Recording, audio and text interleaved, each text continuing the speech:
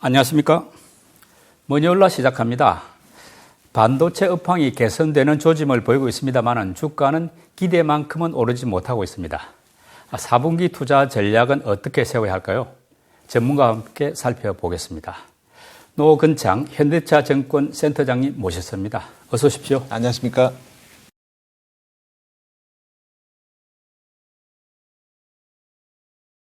요즘 외부 출연이 좀 뜸하시던데 일이 많이 바쁘십니까? 저는 최근에 이제 해외 출장 좀 많이 다녀와서 예. 글로벌 서프라이 체인이랑 이제 반도체 업종의 주요 이슈들 좀 점검하다 보니까 좀 기관 투자가들 세미나를 좀 많이 다니다 보니까 요즘은 좀 방송 활동을 조금 좀 예전보다 많이 줄였습니다. 예. 뭐 귀한 시간 내셨으니까 오늘 토론에 기대가 큽니다. 열심히 하여튼 답변 드리겠습니다. 네. 우선 업황부터 한번 점검해 봤으면 하는데 올해 하반기가 되면은 메모리 업황이 좀 반등이 올 것이다, 호전이 될 것이다 이렇게 기대들 하지 않았습니까? 뭐 이제 10월 중순이 됐는데 현재 상황에서 볼 때 반도체 메모리 업계 전체적인 상황 어떻습니까? 일단 재고는 많이 줄었고요. 가장 큰 게 이제 공급자 쪽, 즉 뭐 우리 기업들의 재고도 많았지만 수요자들 재고도 또 생각보다 많았거든요. 특히 DDR4 재고가 많았는데 어쨌든 계속해서 많이 줄고 있고요. 그래서 뭐 그 줄고 있는 재고에 대한 가장 이제 증거로서 우리가 얘기하는 게 현물 가격입니다. 현물 가격이 최근 들어서 이제 PC DRAM도 이제 반등을 시작을 했고, 그리고 뭐 많이 반등한 건 아니지만 어쨌든 한 5% 정도 현물 가격이 상승을 했고요.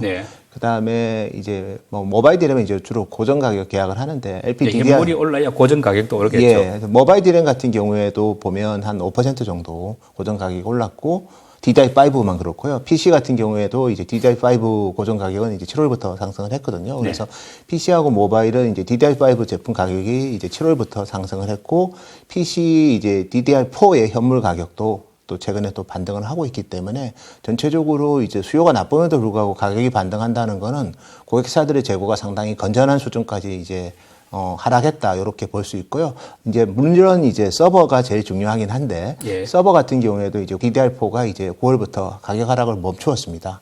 그리고 DDR5 같은 경우에는 서버 같은 경우에도 8월부터 가격 하락을 멈췄거든요. 그래서 서버 쪽 재고 소진도 상당 부분 진행이 되고 있기 때문에 업황은 조금씩 좋아지고 있다. 그래서 바닥은 찍었고 DDR5를 중심으로 해서 가격 반등이 이루어졌고 9월 말부터는 DDR4의 가격 하락도 멈추었다. 그렇게 좀 정리할 수 있을 것 같습니다.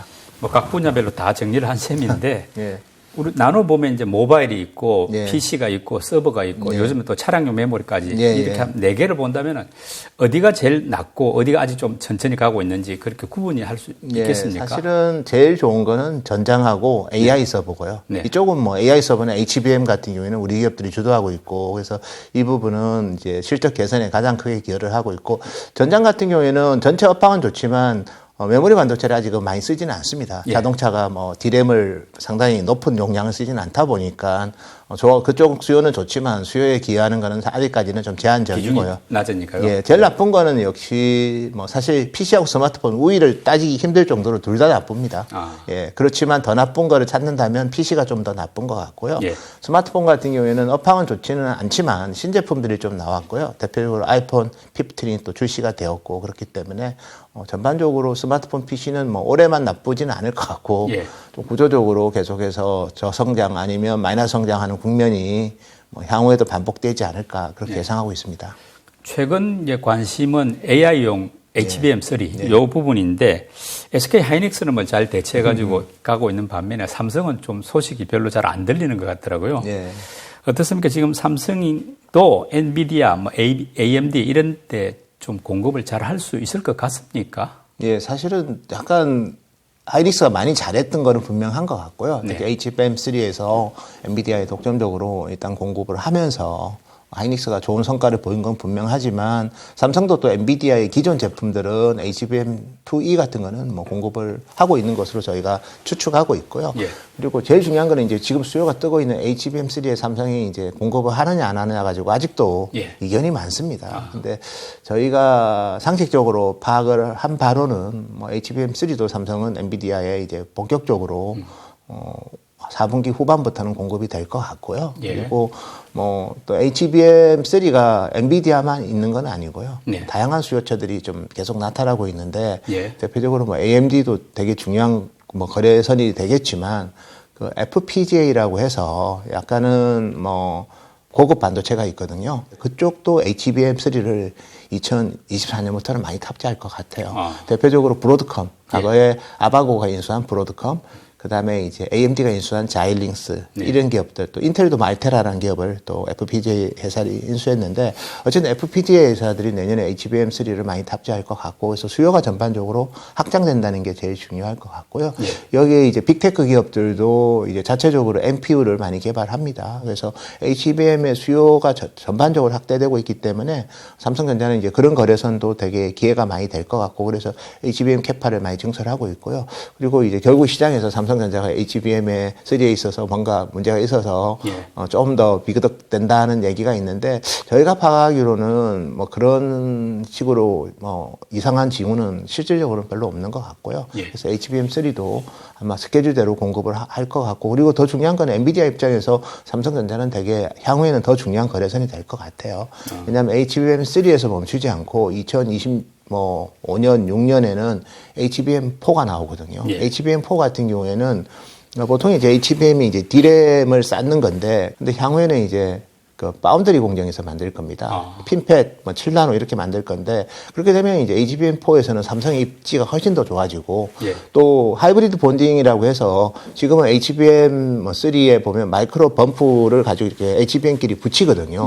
뭐 12단도 붙이고, 뭐 8단도 붙이고 하는데, 향후에는 이제 16단이나 이래 되면 이제 범프를 아마 안 쓸 가능성이 큽니다. 그러면 하이브리드 본딩에 있어서는 또 삼성이 또 투자를 많이 하고 있기 때문에 뭐 미래의 로드맵을 보면 엔비디아 입장에서 삼성을 배제하기는 되게 힘들 것 같아요. 그렇게 본다면 HBM3 같은 경우에도 삼성이 어느 정도 엔비디아가 요구하는 조건을 맞추면 제가 봤을 때는 뭐 의미 있게 공급하지 않을까 그렇게 보고 있고, 시장의 기후가 너무 지나친 것 같습니다.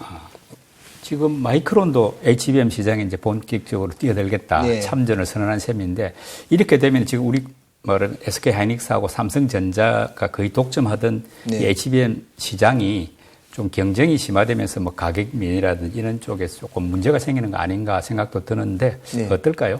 근데 이제 HBM이 이제 3에서 이제 3E로 좀 더 이제 성능이 개선된 제품으로 이제 어쨌든 변화가 생기는데, 그 시장에 이제 마이크론이 들어오겠다는 거죠. 근데 마이크론 입장에서도 그렇게 HBM을 많이 안 만들어 봤기 때문에 시행착오는 분명히 있을 거고요. 그렇지만 더 중요한 거는 이제 HBM3의 뭐 표준만 사실 마이크론도 맞춰주면 됩니다. 그래서 그 규격에 맞게 두께를 맞춰줘야 하기 때문에 아마 마이크론도 그런 부분은 준비를 많이 했을 것 같고, 그래서 뭐 경쟁은 좀 하겠지만 이제 그 이상으로 수요가 많이 증가할 것으로 예상하고 있고요. 대표적으로 TSMC가 이제 HBM을 탑재하는 첨단 패키징 공법을 이제 코어워스라고 합니다. 그래서 코어워스 정에 관련된 생산 캐파를 TSMC가 거의 3배 증설하고 있거든요. 그래서 2분기에 27K였는데 이게 뭐 한 80K 이상까지, 그래서 이제 증가를 할 것으로 저희가 뭐 대만 쪽 서플라이 체인을 체크해 보면 뭐 그게 확인이 되고 있거든요. 그럼 코어스 캐파가 3배가 증가가 한다면 삼성하고 하이닉스가 지금 HBM 캐파를 2배에서 2.5배 증설하고 있거든요. 그러면 이제 3배 증설하는데 코어스는 HBM은 2배 증설하면 안 되지 않습니까? 그만큼 이제 마이크론이 들어오더라도 오히려 수급은 좀 더 밸런스를 갖는 그런 구조로 저희는 예상하고 있습니다. 우리 센터장님은 내년 상반기까지는 이제 반도체가 괜찮아질 것이다 이렇게 보시고 계신데, 뭐 그렇게 보는 근거나 배경은 어떤 겁니까? 사실 뭐 상반기까지 의미 있게 좋아지기보다는 그냥 일단은 메모리 가격이 오르면서 점진적으로 좋아지는 거로 저는 보고 있고요. 본격적인 실적 회복은 내년 하반기로 저는 보고 있습니다. 여전히 내년 상반기는 뭐 매크로하게도 좀 여전히 수요의 불확실성이 많고, 여기에 또 계절적 비수기이기 때문에 또 의미 있게 또 기업들이 또 상당히 신제품을 많이 낼 가능성은 적습니다. 그래서 반도체 같은 경우에는 이제 고객사의 재고가 조정이 돼서 더 이상 가격 하락을 멈추고, 더 이상 가격 하락이 안 하고 가격 하락을 멈추면서 DDR4 가격까지도 이제 4분기부터는 반등할 것 같고, 그리고 수요가 있는 DDR5 제품은 바로 3분기부터 가격 상승을 했죠. 다만 이제 값하는 가격 상승은 아니거든요. 예. 그래서 실제로 이제 이 정도 업황이면 가격이 오를 때 한 10%에서 20% 정도는 분기 단위로 올라야 되는데 아직 그런 징후는 없습니다. 예. 그래서 지금 같은 경제 상황에서는 고금리하에서는 신제품에 대한 드라이브도 그 제조업체들도 그렇게 강하지가 않거든요. 그래서 그런 부분들이 어느 정도 매크로랑 좀 연동해서 IT 경기는 좀 보는 게 맞을 것 같고 그렇게 본다면 어쨌든 뭐 내년 하반기부터는 뭐 더 이상 뭐 금리 관련된 이슈는 없을 거고 뭐 그때부터는 또 금리 인하가 또 될 수도 있거든요. 그래서 그런 시점에 아마 뭐 클라우드 사업자들이든 그리고 이제 스마트폰 업체들이든 신제품을 좀 더 만들 거고 클라우드 사업자들은 데이터 센터에 대한 업그레이드를 좀 더 많이 할 것 같아요. 그때 돼야지 수요가 살아나는 거지. 공급은 이미 감산도 했고 그리고 재고도 많이 줄고 있기 때문에 공급상의 이슈는 사라지니까 제품 가격이 하락을 멈추면서 가격이 이제 점진적으로 오르는 거지만 근데 그거 가지고 우리가 사이클이라고 볼 수 없거든요. 실질적인 사이클은 제품 가격이 한 두 자릿수씩 매 분기 오르면서 예. 정말 거기다가 이제 빅그로스 그래서 출하량까지도 한 20%씩 나오면서 제품 가격이 한 두 자릿수 오르면 그때부터 이제 회복이지 예. 내년 상반기까지 그런 일이 저는 펼쳐질 거라고 보고 있지는 않습니다. 그래서 그러면 지금부터는 이제 바닥 치고 서서히 올라가다가 그렇죠. 내년 하반기 정도 돼야 이제 말씀대로 분기당 한 두 자릿수 성장이 되는 예. 사이클이 올 수 있다. 네, 이렇게 그렇게 보신다. 보고 있고요. 그리고 예. 이번 사이클은 그렇게 가고 나서 이제 뭐 바로 꺾이는 것보다는 예.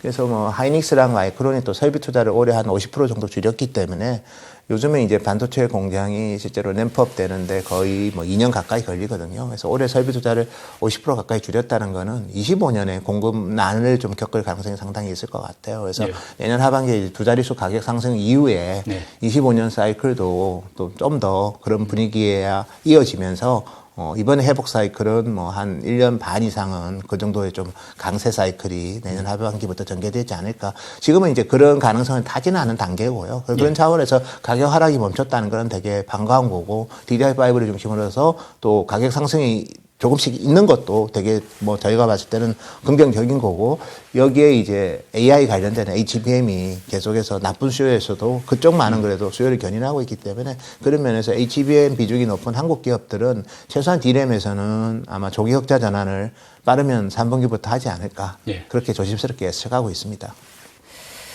근데 보면은 삼성전자 주가는 뭐 7만 원 조금 초반에 갔다가 이제 다시 6만 원대로 빠지고 뭐 7만 원 안팎으로 움직이는 상황이고 SK 하이닉스는 뭐 12만 원까지 올라갔습니다만은 우리 마음 같아서는 뭐 3만 원, 4만 원, 15만 원까지 갔으면 좋은데 이게 속도가 좀 빠르지가 않고 말하자면 약간 상방이 막혀 있는 느낌이 드는데 추가적으로 좀 본격 상승이 가능하려면은 어떤 조건이 좀 만족이 돼야 되겠습니까? 일단 뭐 지금은 실적 대비 사실 HBM 때문에 좀 주가가 빨리 오르는 측면이 있습니다. 특히 하이닉스도 그렇고 삼성전자도 주가 바닥 탈출에는 그런 HBM에 대한 기대감이 아예 없지는 않았고요.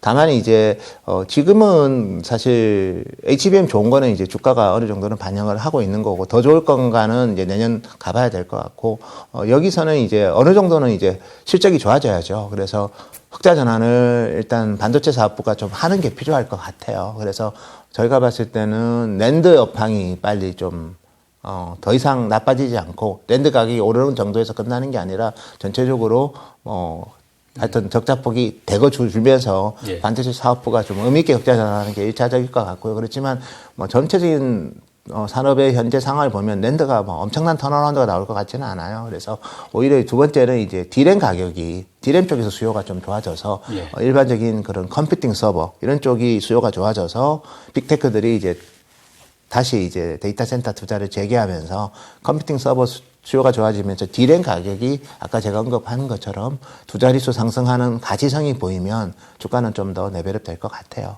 예.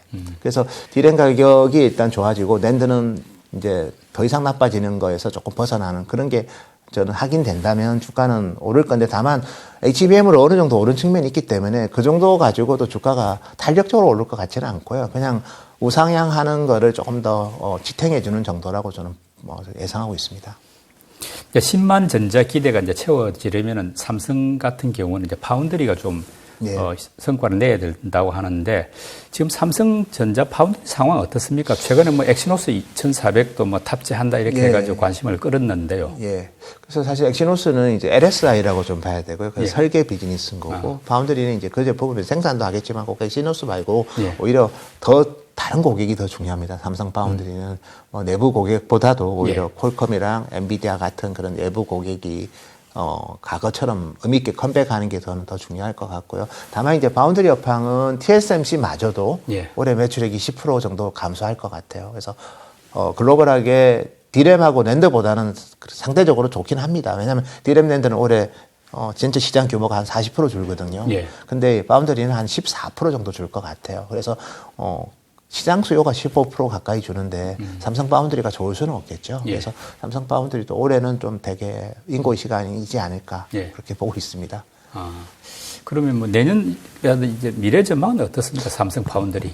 저는 삼성이 이제 다른 회사하고 달리, 물론 TSMC는 설비 투자를 많이 하긴 합니다. 그렇지만 올해 설비 투자는 줄이거든요. 예. 근데 삼성은 올해도 설비 투자를 좀 유지하면서 내년에도 또 뭐 계속해서 투자를 확대할 거기 때문에, 삼성 파운드리는 사실 지금 실적을 논하기에는 회사가 가는 방향이 다른 것 같아요. 그냥 올해는 그렇고 내년도 그렇고 좀 아주 의미있게 설비 투자를 해서 좀 미래를 준비하는 과정이기 때문에 예. 아마 실적상으로는 이익단에서는 개선 효과는 별로 없을 것 같아요. 예. 그냥 올해보다 살짝 좋아지는 정도로 내년을 봐야 될 것 같고, 다만 이제 매출액의 새로운 거래선들을 계속 수주를 한다면 예. 아마 그런 것들이 저는 더 중요할 것 같아요. 그래서 삼성전자가 짓고 있는 팹에 예. 거래선을 채우는 게 더 중요한 거거든요. 지금 당장 실적보다도. 그래서 어차피 우리 삼성 파운드리는 중기적으로 저는 접근해야 될 것 같고, 그래서 뭐 실적으로서 우리가 좀 확인이 되는 시점은 2025년이지 않을까 야. 그렇게 봅니다. 그 사이에 이제 뭐 무어의 법칙을 계속해서 강조하면서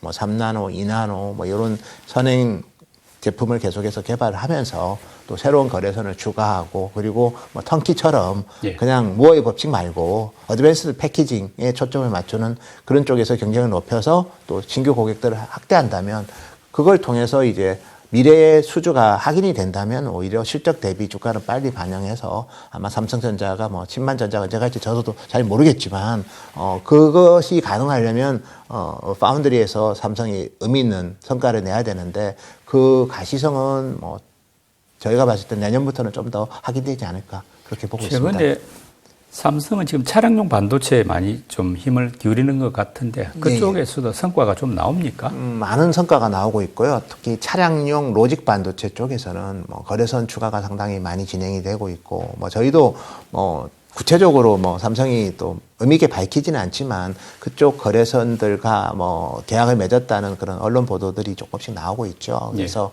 모비라이랑 뭐 이런 기업들, 그리고 원래 엔비디아랑은 삼성이 차량용에 들어가는 제품은 지금도 많이 하고 있습니다. 여기에 테슬라 같은 경우에도 계속 삼성이랑 파운드리를 하고 있고, 그래서 뭐 차량 쪽으로는 뭐 기존의 테슬라, 엔비디아 이외에 신규 거래선들이 계속 추가되고 있다는 거는 보도 자료가 계속 나오고 있죠. 그래서 그 부분은 이제 중요한데, 이제 결국은 이제 삼성의 이제 어떻게 보면 전장용 반도체는 현재는 너무 로직 반도체 위주로만, 컴퓨팅 반도체 위주로만 거래선이 확대가 되는데, 제가 봤을 때는 뭐 센싱 쪽으로도 좀 거래선 확대가 많이 필요할 것 같아요. 그래서 삼성 내부적으로도 이제 차량용 이미지 센서를 하고는 있지만 기타 거래선들을, 외부 거래선들을 센싱 쪽에서 많이 확대한다면 의미 있게 삼성의 전장용 파운드리는 레벨업 되지 않을까 그렇게 예상하고 있습니다.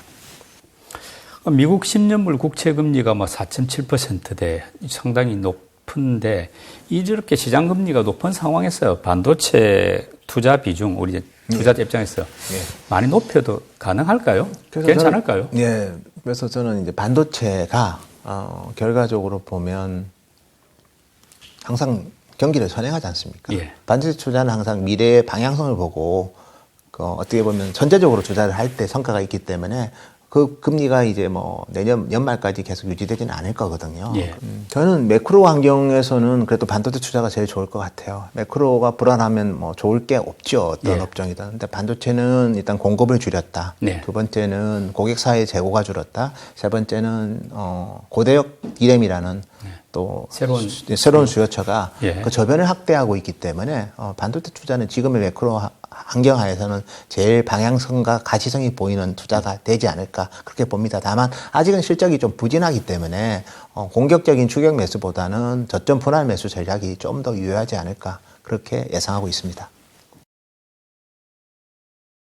제가 봤을 때는 이제 삼성전자가 이제 HBM의 월 캐파가 지금 한 4만 장 정도 되거든요. 네. 그래서 내년에는 아마 조심스럽게 예상하지만 10만 장까지 올라갈 것 같아요. 그러면 삼성전자의 HBM 캐파가 2배 이상 증가가 하면